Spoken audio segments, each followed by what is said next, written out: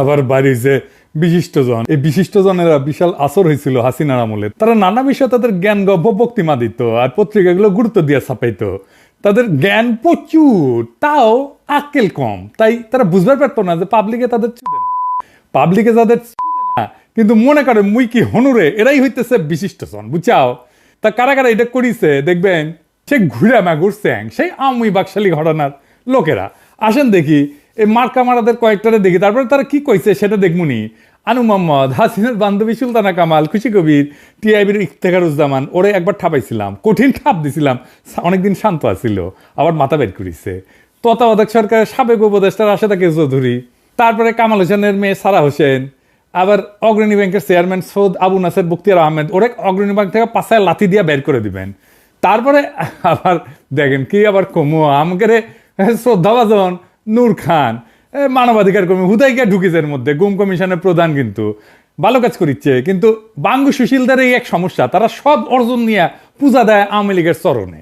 ওনারা গুম কমিশনে নেওয়ার আগে সব আলাপ বরাবর করা লাগলো উনি যে আপনি কখনো আমি বয়ান ফেরি করতে পারবেন না, আর কামটা ঠিক করেন নাই। যাই হোক, আজকে কিছু কইলাম না, নিজেদের লোক। আবার দেখেন হিন্দু বৌদ্ধ খ্রিস্টান ঐক্য পরিষদের, বুঝাও তো এদের নাই ফুটা পয়সার দাম।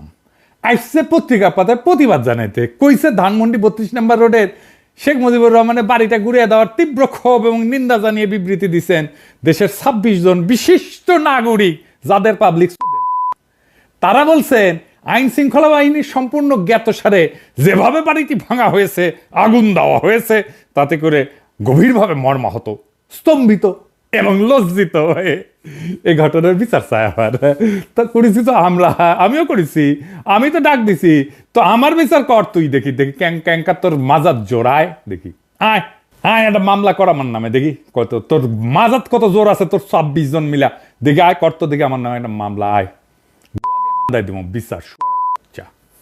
মর্মাহত কে, স্তম্ভিত কে, লজ্জিত কে, তোকে কি কেউ মানেনি, লজ্জা পেশ খে। বাড়ি বুলডোজার দিয়ে ভাঙা হয়েছে, তো বাড়ি তো হাসিনার বাপের, তোর খাটে হাসিনার খাটলে তাও একটা কথা ছিল। কারণ হচ্ছে হাসিনার রসুনের কোয়ায় না, ওগের একই রসুনের কোয়ায়, ওই রসুনের নাম ইন্ডিয়া।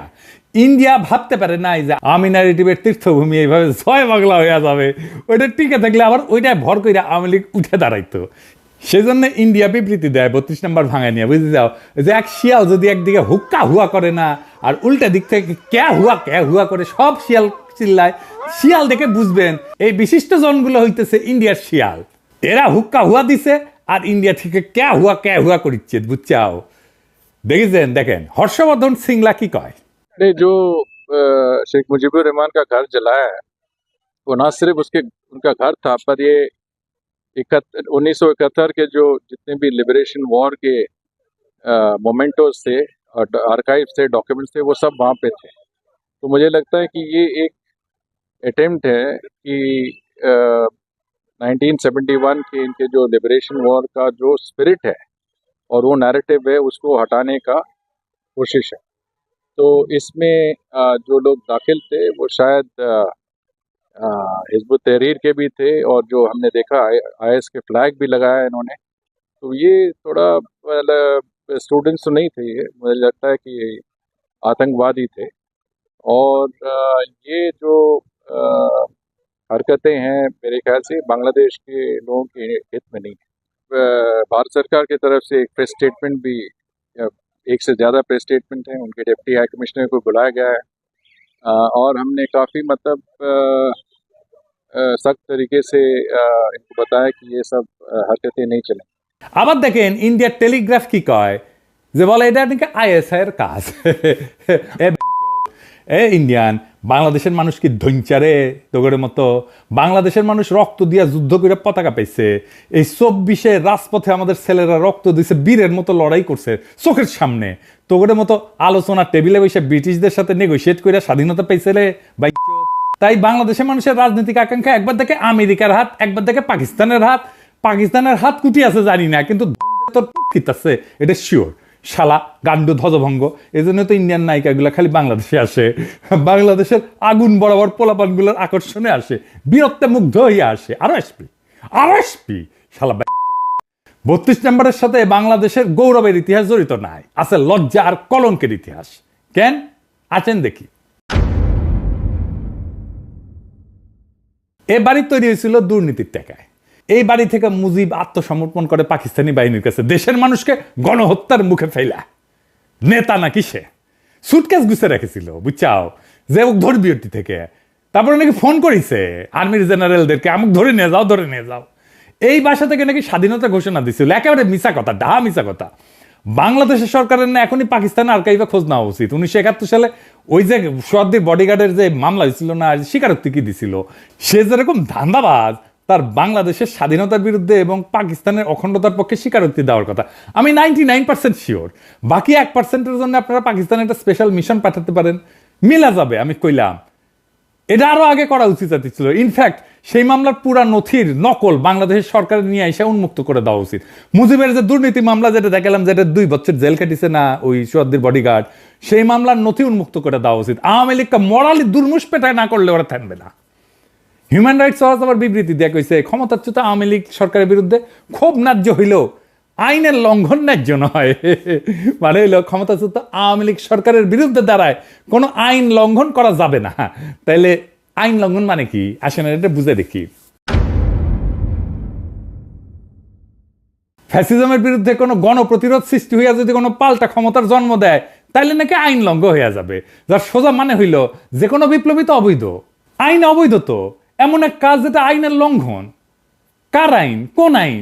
তাহলে যে দেশের মানবাধিকার সংস্থা HRW, সেই আমেরিকায় 1776 সালে যে বিপ্লব হয়েছে সেটা অবৈধ, আইন লঙ্ঘন। বা ধরেন 71-এর মুক্তিযুদ্ধ, এটা তো আইন লঙ্ঘন।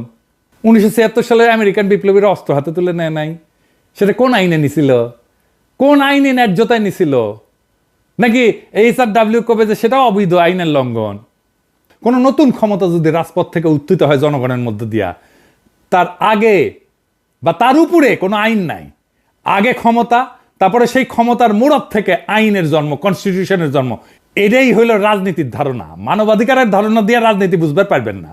মানবাধিকারের ধারণা দিয়ে রাজনীতি বুঝতে গেলে বেশি বুঝবেন, এইরকম মাখায় ফেলবেন। কোন গণপ্রতিরোধ যদি তৈরি হয় কোন একটা জুলুমের বিরুদ্ধে, তাহলে একটা পাল্টা গণক্ষমতার জন্ম হয়, যা জীবন্ত, যা আগের সকল ক্ষমতা, সকল আইন, সমস্ত কনস্টিটিউশন, সব সংবিধানকে নাকচ করে দেয়। পাবলিক নিজেই জীবন্তভাবে গণক্ষমতা নিয়ে হাজির হইয়া যায়, যার সামনে আগের সমস্ত ক্ষমতা, আগের সমস্ত আইন, সমস্ত কনস্টিটিউশন নাকচ হইয়া যায়। নতুন ক্ষমতার সামনে সকল আইন অন্যায্য, বাতিল হইয়া যায়। সেটা ঘোষণা দিয়া কনস্টিটিউশন বাতিল করে বলা হোক আর নাই হোক, সবসময় আগে নতুন ক্ষমতা, পরে আসবে সেই সূত্রে আইন। আগে থেকে থাকা কোনো আইন দিয়ে নতুন ক্ষমতা তৈরির পর আর প্রযোজ্য থাকে না, কার্যকর থাকে না। আমরা কি 1971 সালের আগে থেকে পূর্ব পাকিস্তানের, মানে যেটা পূর্ব পাকিস্তান ছিল, পাকিস্তানের আইন কনস্টিটিউশন মাইনা নিয়ে মুক্তিযুদ্ধ করেছিলাম? নয় কোনো গণক্ষমতা তৈরি করতে বা জন্ম দিতে পারতাম আমরা যদি আইন মেনে করতাম? পুরানো যে কোনো আইন কনস্টিটিউশন মানলে যে কোনো ধরনের অস্ত্র ধরনের তো অবৈধ এবং রাষ্ট্রদ্রোহিতা। এবং নতুন যে কোনো গণক্ষমতা জন্ম নিলে পরে সে নতুন সব আইনের জন্ম দিতে পারে। আর গণক্ষমতা জন্মের আগে কোনো আইন সে মানবে না, ক্ষমতার আগে কোনো আইন নাই। নয় ক্ষমতা থেকে এর পরে কেবল নয় আইন, নয় কনস্টিটিউশন তৈরি হইতে পারে। 2024 সালের জুলাই আগস্ট বিপ্লবে এই গণক্ষমতার উপরে আগের কোনো আইন তাদের উপর আর প্রযোজ্য না, ছিল না, থাকতে পারে না। রাজপথে থাকা ছাত্র জনতাই আইন, আমাদের সম্মিলিত আকাঙ্ক্ষাই আইন। আমরাই সার্বভৌম জনগণ, আমরাই সম্মিলিতভাবে যেই আকাঙ্ক্ষা পোষণ করব সেটাই বাংলাদেশের আইন। এর বাইরে কোনো আইন নাই। এবং এই জন্যেই এই বিপ্লবী জনতাকে মব আখ্যা দেওয়া হচ্ছে। কাদের তরফ থেকে? কেন বিপ্লবী জনতাকে মব বলা হচ্ছে? কারণ এরা জনগণের গণক্ষমতায় ভয় পায়। আসেন এটা একটু বুঝে দেখি। এই যে দেশের বিচার বিভাগ, বাস্তবে তো হাসিনার আদালত হিসেবে কাজ করলেও সাংবিধানিক নথিতে এটাই কিন্তু দেশের সবচেয়ে ক্ষমতাধর প্রতিষ্ঠান। এতটাই ক্ষমতাধর যেটা সংসদ বা জনগণের ক্ষমতার চাইতেও শক্তিশালী। এমনকি সংবিধানের ঊর্ধ্বে, সংবিধানের ব্যাখ্যা তারা দেয়।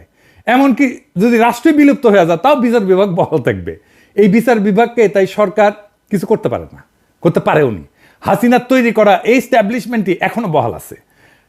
আজ যারা এই যে মবের সমালোচনা করতেছে তাদের অনেকেই কিন্তু কিছুদিন আগে যে বিচারিক অভ্যুত্থান জুডিশিয়াল কু করতে গেছিল না, সেটা ছাত্র জনতার প্রতিরোধ করায় স্বস্তির নিঃশ্বাস ফেলছিল। কারণ তখন আর কোনো পথ খোলা ছিল না, তো বিচার বিভাগের উপরে কারো হাত ছিল না। এক সময় সংবিধানে বিচারকদের ইমপিচমেন্টের বিধান ছিল, অভিশংসনের বিধান ছিল, তাদেরকে লজ্জা দেওয়ার বিধান ছিল, যেটা দিয়ে তাদেরকে অপসারণ করা যেত। সেখানে সংসদের কিছু ক্ষমতা ছিল, কিন্তু বিচার বিভাগ সেটা বাতিল করে দিচ্ছে। বুঝে যাও, এখন যারা সত্যিকারের ন্যায় বিচার ব্যবস্থা চান তারা কিভাবে হাসিনার স্বেচ্ছাচারীভাবে সাজানো বিচার বিভাগ দিয়ে সেটা পূরণ করবেন? একমাত্র সমাধান হইল বিচার বিভাগকে সম্পূর্ণভাবে পুনর্গঠন করা, নতুন করে একটা বিচার ব্যবস্থা গড়ে তোলা। আর সেইটা করতে হইলে সংবিধান সংশোধন করতে হবে এবং বিচার বিভাগের উপরে জনগণের সর্বোচ্চ কর্তৃত্ব প্রতিষ্ঠা করতে হবে। জনগণ সর্বোচ্চ, বালের সংবিধান, বালের বিচার বিভাগ, সবার উপরে জনগণ। এই বিচার বিভাগ যখন ন্যায় বিচার দিবে না, যখন ক্ষমতাসীন দলের লোকদের রেহাই দিয়ে দিবে, তখন জনগণ কিভাবে ন্যায় বিচার পাবে? সরকার চাইলেও তখন বিচার নিশ্চিত করতে পারবে না।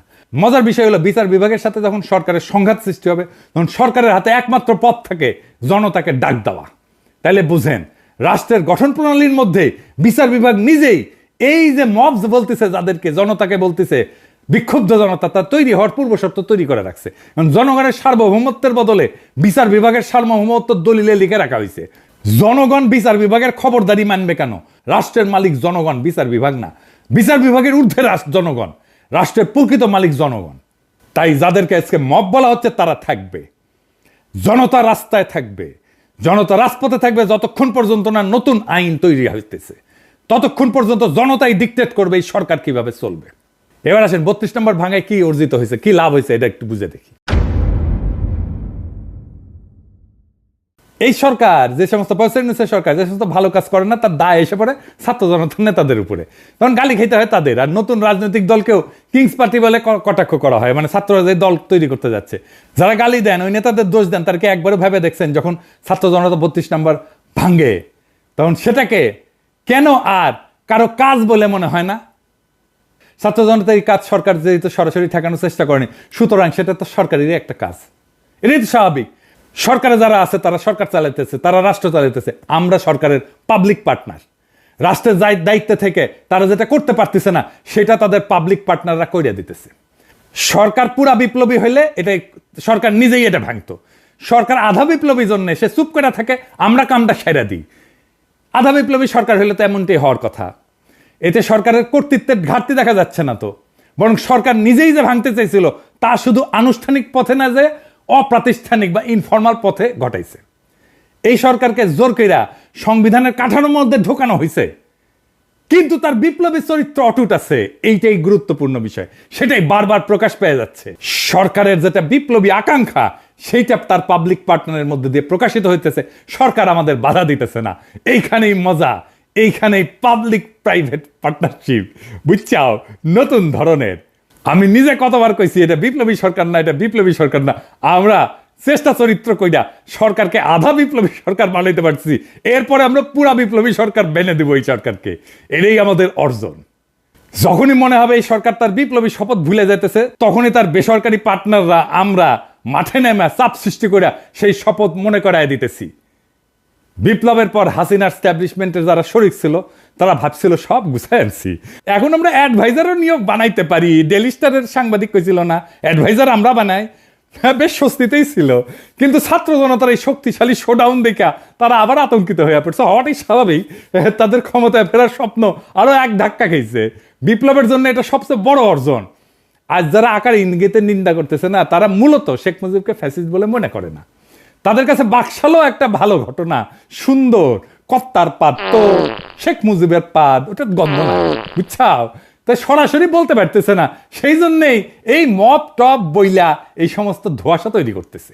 তবে আমার মৃত্যু পরোয়ানা ঘোষিত হয়েছে, আগে শুনেন কেমনে।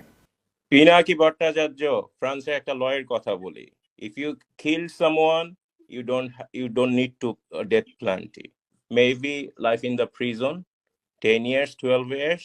ফ্রান্সে কি বাংলাদেশের মানুষ নাই?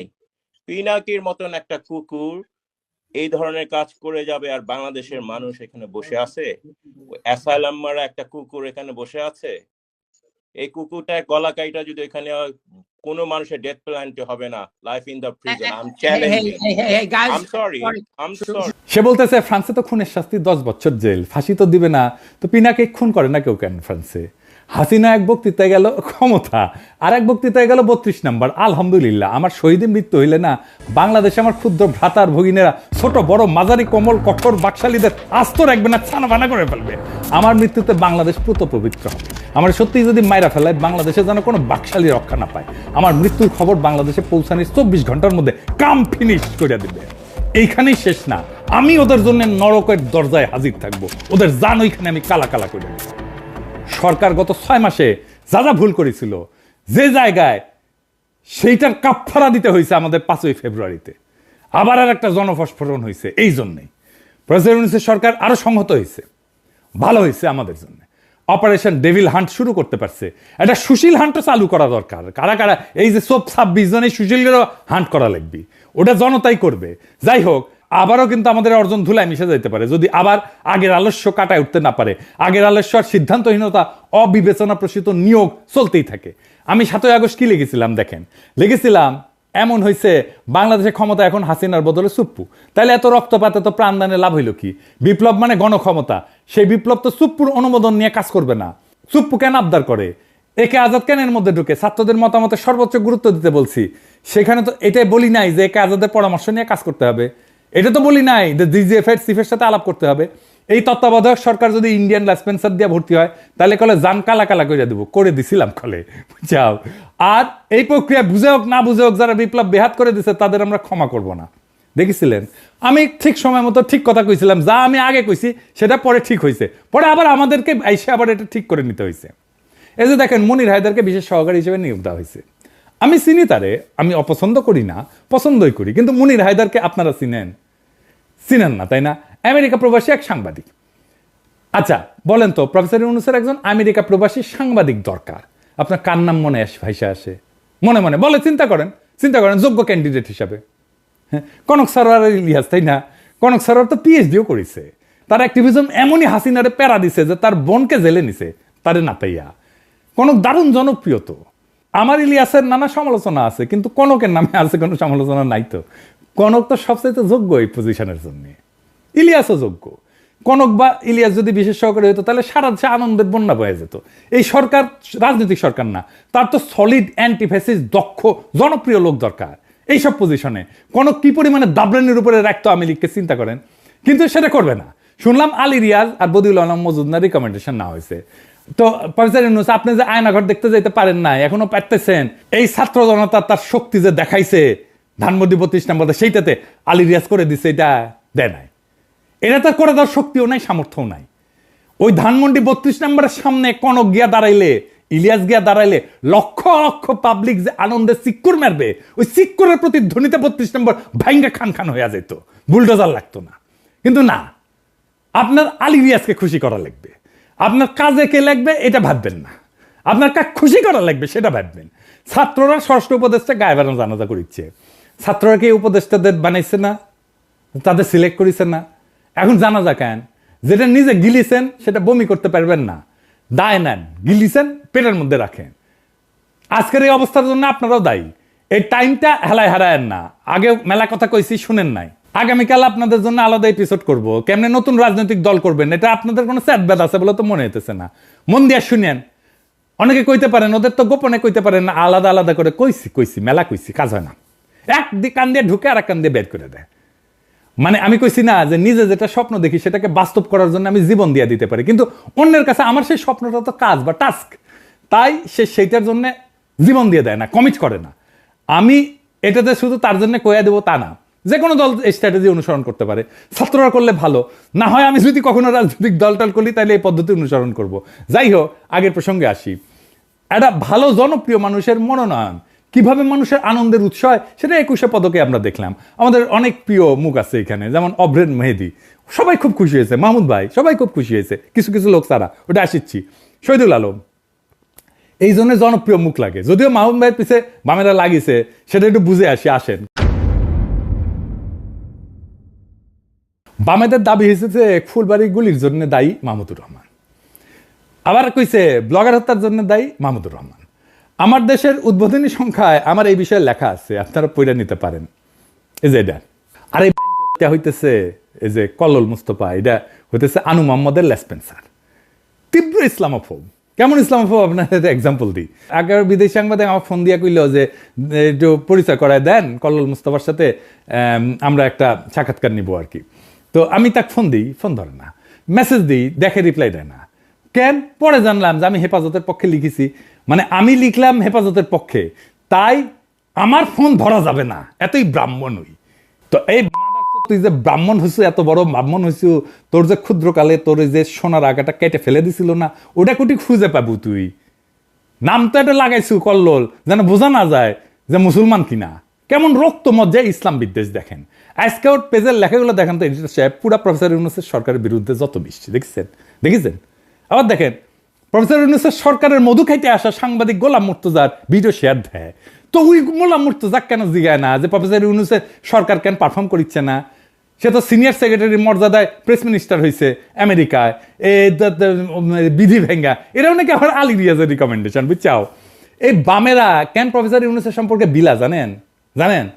হাসিনাও দেখবেন বক্তৃতা দিলে ইউনূসের বিরুদ্ধে বলে, বিএনপি জামাতের বিরুদ্ধে বলে না। কিন্তু এই যে তারপরে যে এতিম আছে না, বিয়ালের এতিম তেতিম আছে না, তারাও প্রফেসর ইউনূসের বিরুদ্ধে এক একটা, বিএনপি জামাতের বিরুদ্ধে না, কিন্তু সমন্বয়কদের বিরুদ্ধে এক একটা, ছাত্রদের বিরুদ্ধে এক একটা। কেন জানেন?